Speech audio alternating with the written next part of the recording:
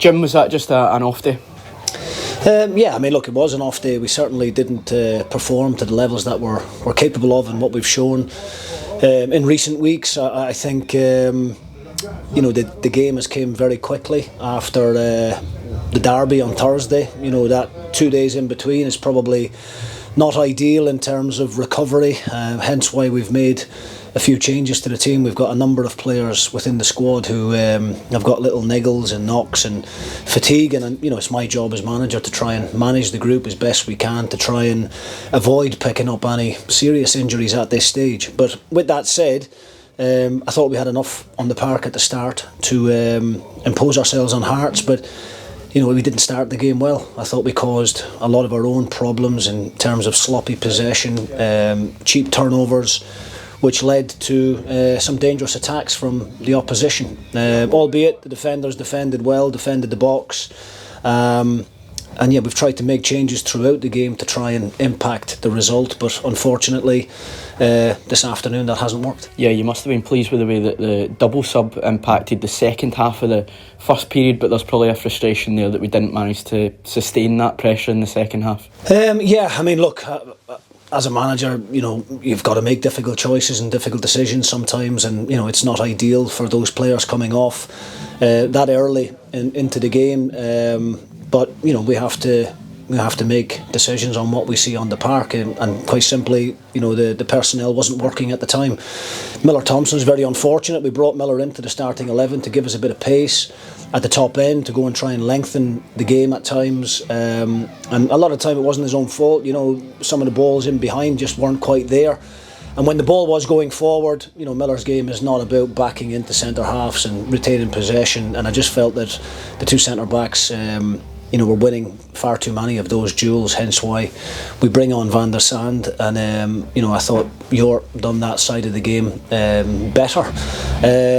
Richard had a slow start and looked a little bit shaky in possession, which is again why we have to make the change with Docherty coming in.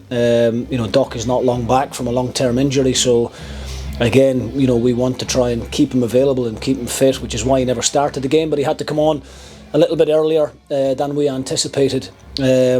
Second half, I thought we were better. The first half we were poor, but the second half I did think we were better, but we just lacked any real creativity. We didn't give Sam Dalby or Jort van der Sande the kind of service that those guys want, and we tried to make a positive change going into the last 20 minutes of the game, bringing on Trapanovsky and Middleton, and trying to cause their fullback some problems. But unfortunately, not long after the change, before those guys even have a moment to go and impose themselves on the game, we concede a really poor goal. We have to do better in the 1v1 to try and stop the cross initially.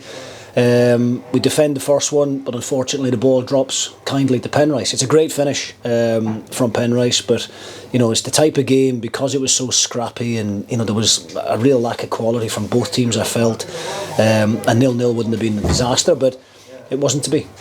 There's always a disappointment after a defeat, but if you were offered 10 points from the last 5 games over the festive period, I'm sure everyone in the dressing room would have taken it. Yeah, I mean, absolutely. Look, I'm not being too hard on the group. I think I've got to take responsibility as manager for that today. And as I said, there was a lack of energy within the game, I felt, from both sets of players. It's difficult to play on a Thursday and then, go again at 100% on the Sunday. So, it's a really, really disappointing result, but at the same time, I think it's important to put things into perspective. We've been on a great run prior to today. That's only our second defeat in 11 games. We're still sitting third in the table, and I think if you'd have offered that to most people in a Dundee United sense, I think we'd have all taken the position that we're in. Tough test on Wednesday, but can we take confidence from the game against Celtic just before Christmas? Yeah, I mean, it's going to need to be a similar level of performance out of possession. We expect Celtic to have more of the ball on Wednesday night, like they do at Parkhead. They tend to have 70-75% of the possession. When we get the opportunity to play, we need to be brave. We'll need to try and get a bit of pace and a bit of energy into the team for the game on Wednesday, and try and